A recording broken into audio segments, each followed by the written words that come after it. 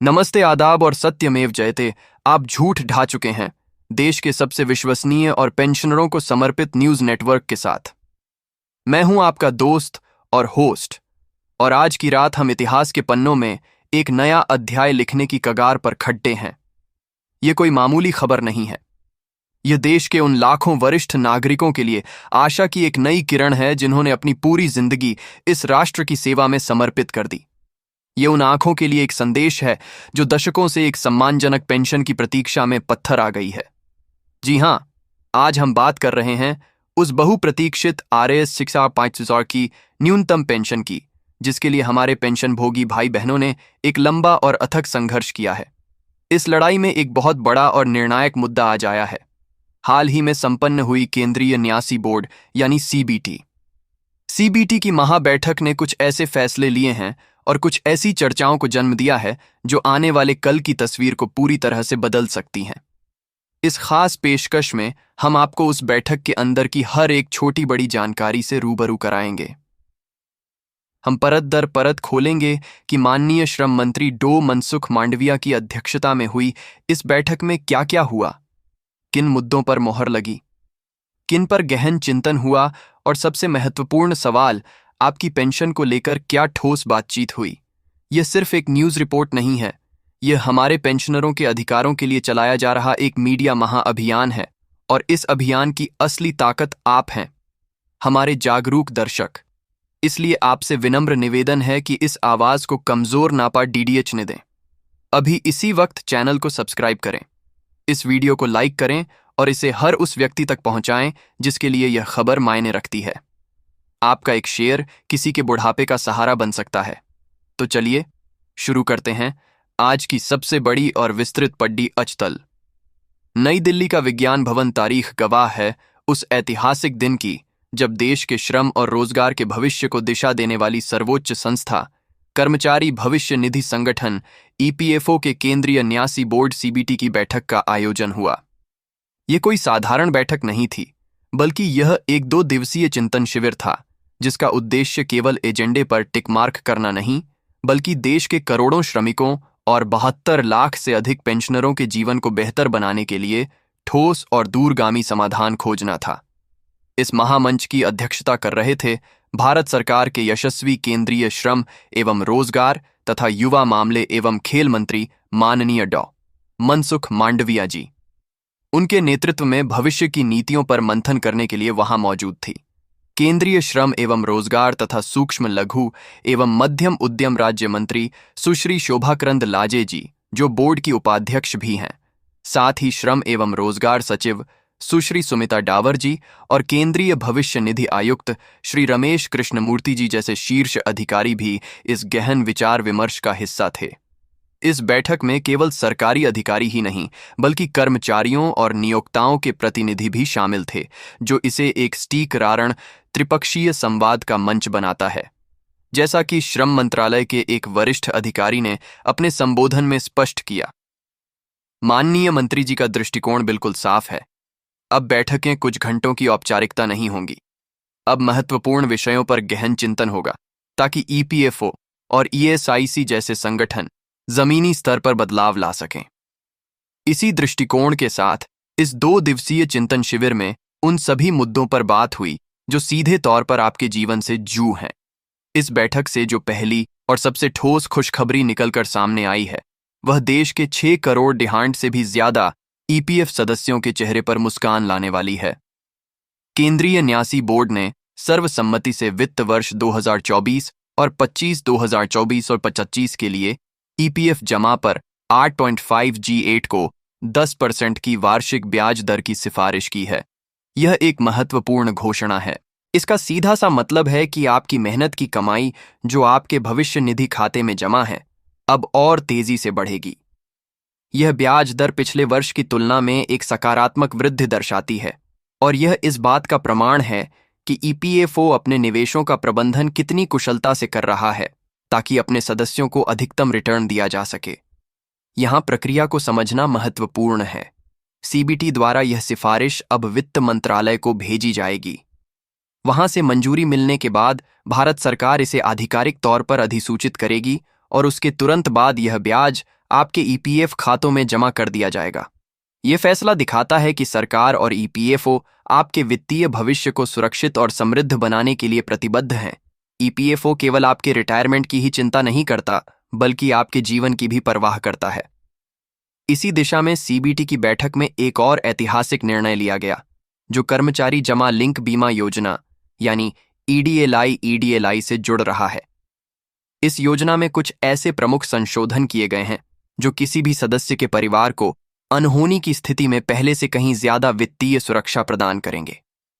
आइए इन बदलावों को विस्तार से समझते हैं। बीमा लाभों में अभूतपूर्व वृद्धि योजना के तहत मिलने वाले बीमा लाभ की राशि में एक उल्लेखनीय वृद्धि को मंजूरी दी गई है। इसका अर्थ है कि यदि सेवा में रहते हुए किसी सदस्य का दुर्भाग्यपूर्ण निधन हो जाता है, तो उनके परिवार को अब पहले की तुलना में काफी अधिक वित्तीय सहायता मिलेगी, जो उन्हें उस मुश्किल गड्डी में सल प्रदान करेगी। न्यूनतम लाभ की गारंटी। एक बेहद मानवीय और महत्वपूर्ण बदलाव यह है कि अब सेवा के पहले 12 महीनों के भीतर भी मृत्यु होने पर एक न्यूनतम सुनिश्चित लाभ की शुरुआत की गई है। पहले कम सेवा अवधि के कारण ऐसे मामलों में परिवार को बहुत कम राशि मिलती थी, लेकिन अब इस नए नियम से उन परिवारों को भी एक सम्मानजनक वित्तीय सुरक्षा मिल सकेगी। गैर योगदान अवधि के बावजूद लाभ। कई बार ऐसा होता है कि कोई कर्मचारी कुछ समय के लिए योगदान नहीं दे पाता, लेकिन वह नौकरी में बना रहता है। ऐसे मामलों में यदि सदस्य की मृत्यु हो जाती थी, तो परिवार को लाभ मिलने में कठिनाई होती थी। इस विसंगति को दूर करते हुए अब यह सुनिश्चित किया गया है कि ऐसे सदस्यों के परिवारों को भी योजना का पूरा लाभ मिले। सेवा की निरंतरता का सम्मान। जो कर्मचारी अक्सर नौकरियां बदलते हैं, उनके लिए भी सेवा की निरंतरता को लेकर नियमों को और स्पष्ट और सरल बनाया गया है, ताकि उनका बीमा कवर बिना किसी रुकावट के जारी रहे। यह बदलाव महज तकनीकी संशोधन नहीं है, यह इस बात का प्रतीक है कि ईपीएफओ अब एक ट्रस्टी की भूमिका से आगे बढ़कर एक अभिभावक की भूमिका निभा रहा है, जो हर परिस्थिति में अपने सदस्यों और उनके परिवारों के साथ खड़ी ढाका है। अब आते हैं उस मुद्दे पर जिसके लिए आपकी धड़कनें बढ़ी हुई हैं। वह सवाल जो देश के 72,28,000 से अधिक पेंशन भोगी हर सुबह पूछते हैं। हमारी न्यूनतम पेंशन एनटीसीडी 500 कब होगी? हमें आपको यह बताते हुए गर्व भी है और एक नई उम्मीद भी जग रही है कि सीबीटी की इस 2 दिवसीय बैठक में पेंशनरों के इस मुद्दे पर अत्यंत गहन और विस्तृत विचार विमर्श हुआ। यह कोई सतही चर्चा नहीं थी।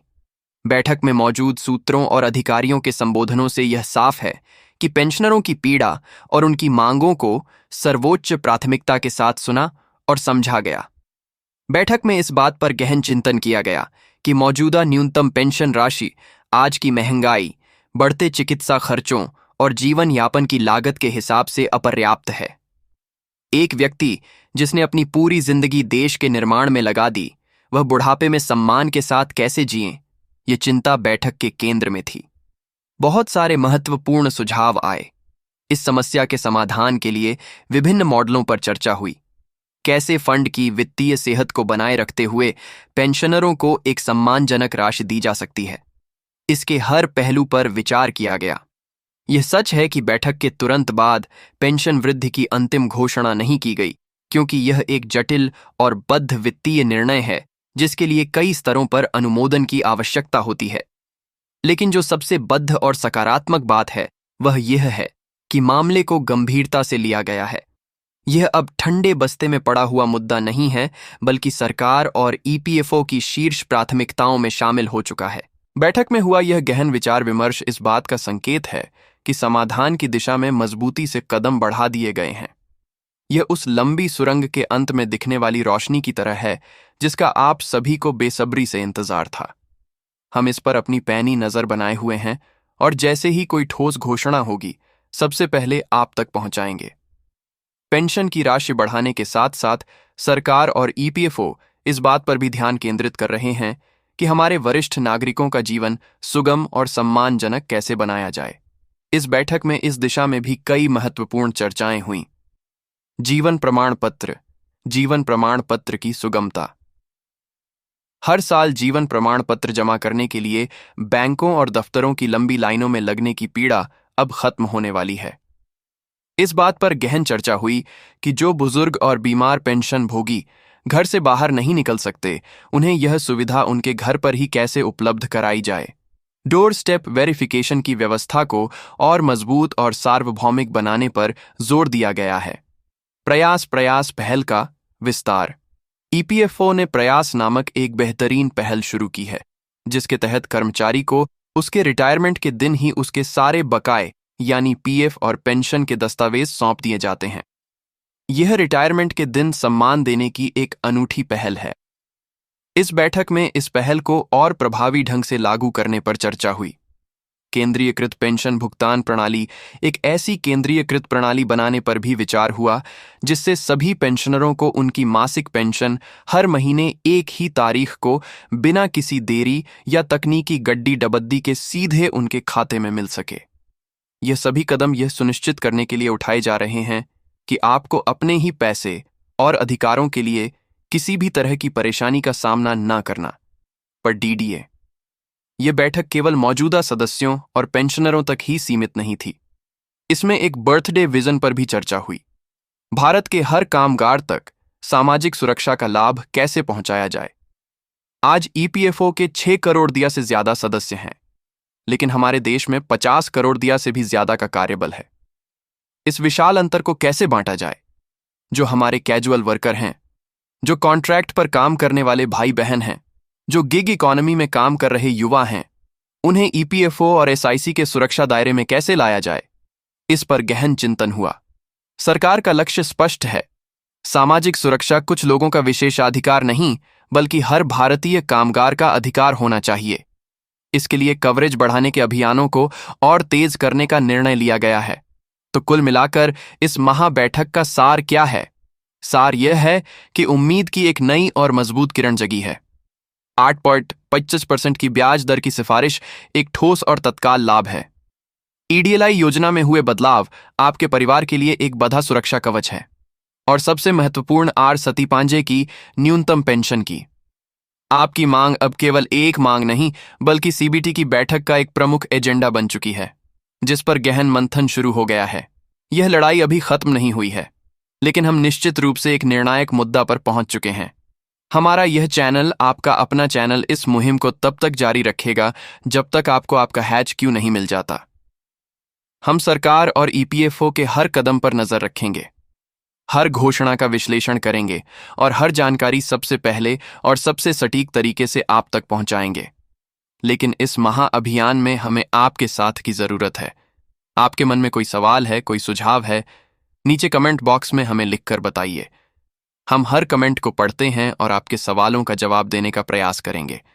अंत में बस इतना ही कहूंगा कि धैर्य रखें, लेकिन अपनी आवाज को बुलंद रखें। जैसा कि कहा गया है, कोशिश करने वालों की कभी हार नहीं होती और बिना कुछ किए जय जयकार नहीं होती।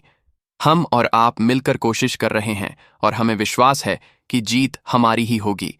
इस वीडियो को हर पेंशन भोगी, हर कर्मचारी तक पहुंचाने की जिम्मेदारी अब आपकी है। चैनल गोव प्राइम करना ना भूलें ताकि आप हमारी अगली महत्वपूर्ण वीडियो से चूक ना जाएं। जुड़े रहने के लिए आपका बहुत बहुत धन्यवाद। जय हिंद, जय